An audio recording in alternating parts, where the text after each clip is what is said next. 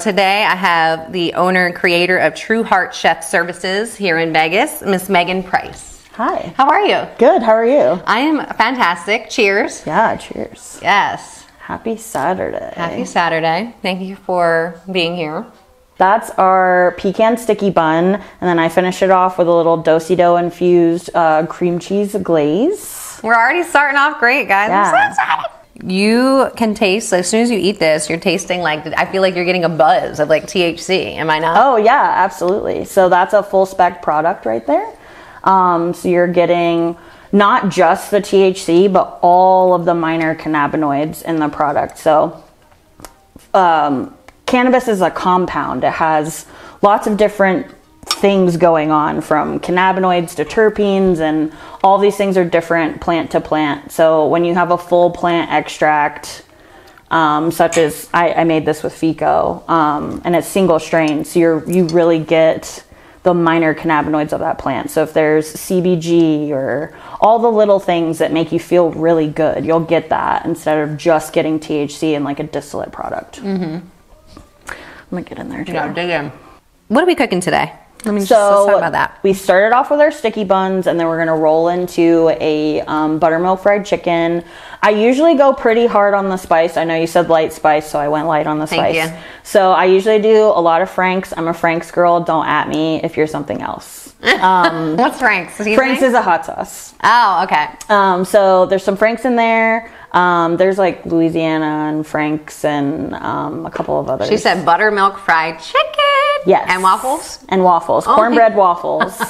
We're doing some cornbread waffles, and there's buttermilk in that as well. And then our dessert will be a ricotta zeppoli, and then we'll have another do-si-do infused passion fruit dipping cream for that.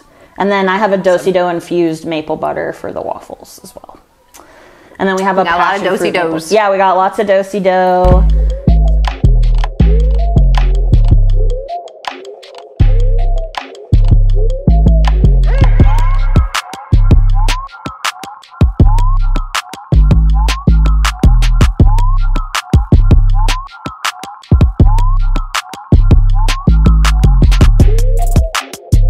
So I'm using do-si-do in all of our infused products today.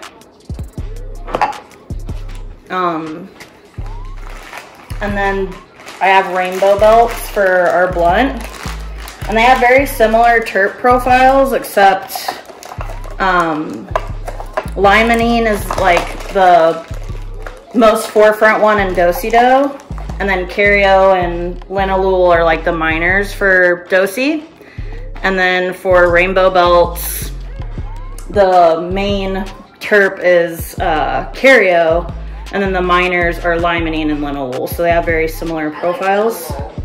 And they like different flavors are in the forefront on both of them, but they have a lot of tying flavors as well. So I tried to work in as many tastes of those two for today.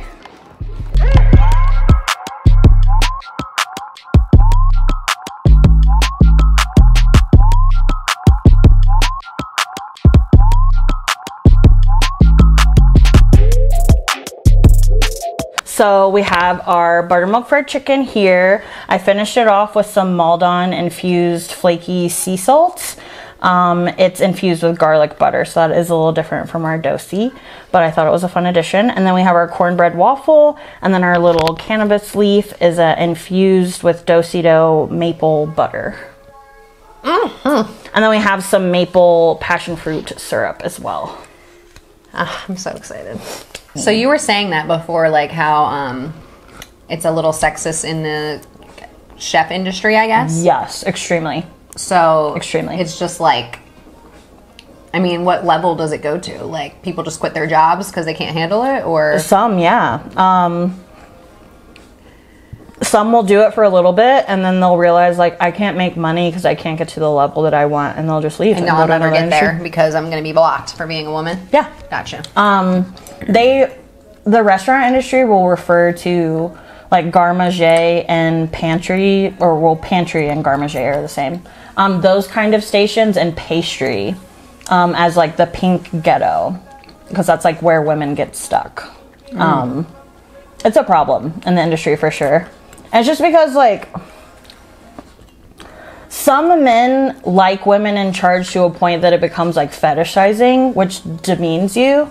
Like dominatrix. Yeah. And so you'll have like guys be like, ooh, yeah, baby, tell me what to do, and like sexualize you in front of the staff. And they think that they're helping, but it's like, that's not helping me with the staff at all. And then you have staff that like just flat out doesn't like that you're in charge because you're a woman, and like will try to do like the opposite of what you're instructing them to do just because they don't want to listen to a girl. Well, cheers to Women's History Month. Yeah. Oh yeah. Let's go. Have you had like a support system during all of this? Like, has it been your husband, or has it like who's, you know, like me? Okay. My husband, now that we're together, like, yes, he was a huge role in me like getting mental health care and like taking care of myself. I would come home from like really bad days and he would be like, I think something might be wrong with you mentally, like, could you go get checked? And I would be like, absolutely not, I'm fucking perfect, like. And he would be like, okay. And then it was like a few years of that where he was like, can you please just go to an appointment? And then I went and they were like, cool, so you have a couple things going on. And I was like, no, I don't. And they were like, you have high functioning anxiety and ADHD. And I was like, okay. And they were like, here's how it like manifests, and like here's some things that you might be dealing with, and here's like some resources. And I was like, okay. So like learning that, and then learning what anxiety was, because I didn't really like understand like how, especially high functioning anxiety, because it manifests a little bit different than. So did you have that like your whole life and you didn't know? Yeah, I had no idea. I thought it was just normal. Okay. And I thought it made me good at stuff. Like I viewed it as a strength. So it was like real fucked up, because like certain things that I was doing that was like literally making me sick, I was like, this makes me a great chef. This makes me a great, you know, entrepreneur. Like me running myself into the ground doesn't make me great at anything. But it like, I don't know, like you don't understand your breaking point until you're like way already past it. And then you're like, wait, did I break like 2 months ago? Right.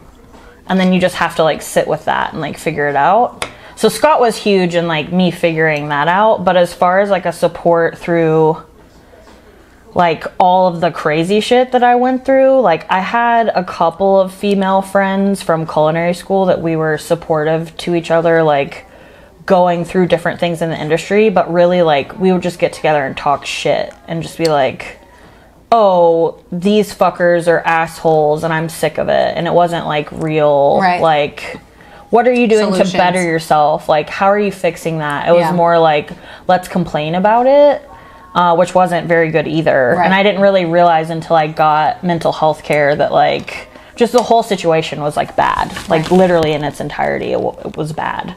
And that was, I didn't know what to do.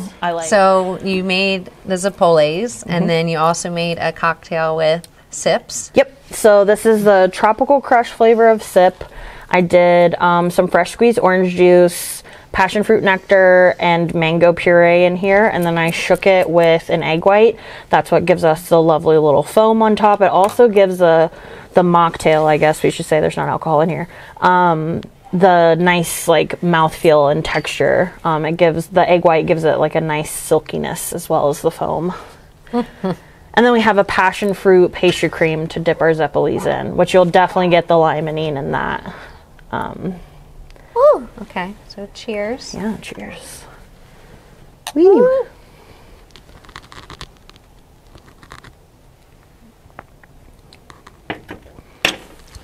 Man.